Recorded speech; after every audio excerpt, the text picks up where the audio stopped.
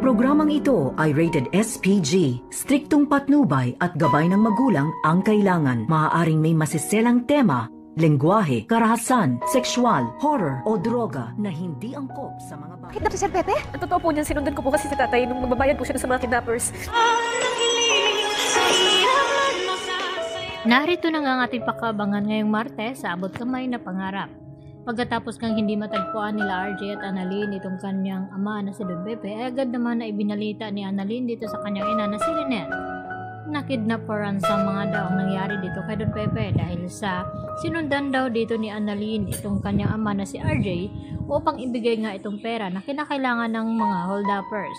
At dahil dito, nalaman nila na kidnap for ransom pala ang nangyari dito kay Don Pepe. At gulat na gulat naman itong si Lynette nang malaman niya na nakidnap pala ang lolo dito ni Annalyn.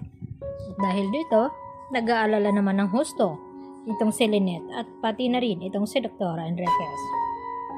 Samantala, patuloy pa rin na naghahanap itong si Zoe at itong si Balahadja dito kay Don Pepe. Dahil ginawa nga lahat ni Don Pepe nang sa ganoon ay makatakas siya dito kay Zoe at kay Balahadja upang makapili nga at makapagsumbong dito kina RJ at Giselle sa tunay nga nangyari sa kanya at kung sino talaga ang hindi tunay na anak dito ni RJ. Dahil dito, sinabi ni Balahadja kay Zoe na maghiwalay daw sila sa paghahanap dito sa matanda at kung makita daw agad ni Zoe itong si Don Pepe ay sumigaw daw ito. Kaya naman hindi na malaya ni Don Pepe nang sabihin nga dito ni Balahadja na pagod na daw siya sa kakahanap nito at kapag nakita niya daw ito ay hindi daw siya magatubili na pastangin itong si tanda. Kaya hindi na rin nagdadalawang isip itong si Don Pepe na hindi gamitin ang kanyang armas na dala-dala. Kaya nang maramdaman ni Don Pepe na may taong papalapit sa kanya at hindi man lang niya ito nilingon ay agad niya nang pinapaputukan at nagulat ito nang si Zoe nga ang natamaan. At dahil dito agad naman na maisugod ni Balahadja sa ospital itong si Zoe dahil mananagot ito kapag hindi niya mailigtas ang anak ng kanyang amo. At dahil dito magiging critical naman ang kalagayan dito ni Zoe. At dito naman magtataka itong si Doc Meneses na kung bakit hindi magkamatch ang dugo dito ni RJ at Zoe dahil kinakailangan ngang masalinan ng dugo itong si Zoe dahil sa marami nga ang nawala sa kanya dahil malayo-layo nga ang lugar kung saan ay itinatago nga nila itong si Don Pepe. At dahil dito ipagtataka din ni Doc RJ na kung bakit nga ba hindi magkatugma at match silang dalawa ni Zoe na anak naman niya ito. Kaya dito na yan magkakaalaman.